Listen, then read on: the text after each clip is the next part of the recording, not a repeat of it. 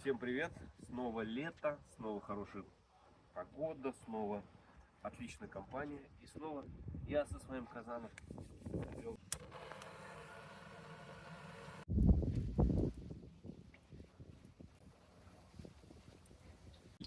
Загретое масло вначале закидывают эти вот луковые жопочки, как я их называю.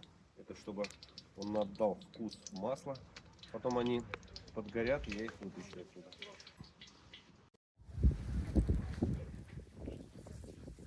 Самый приятный процесс.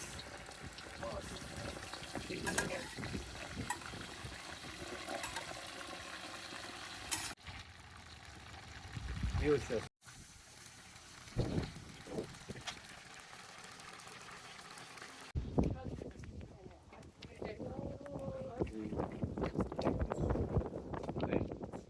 Чаюсь.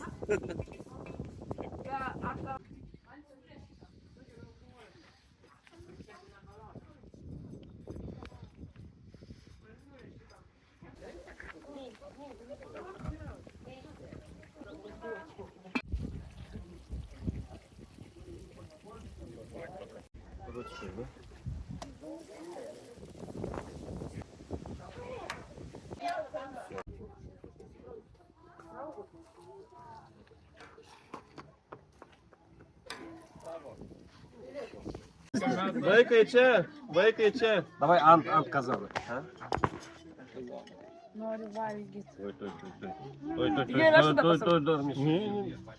Ты уж тянком.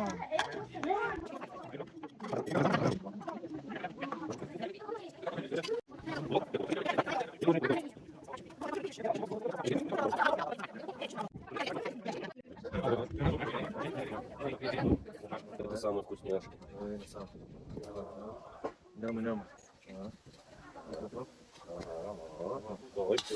Вискас.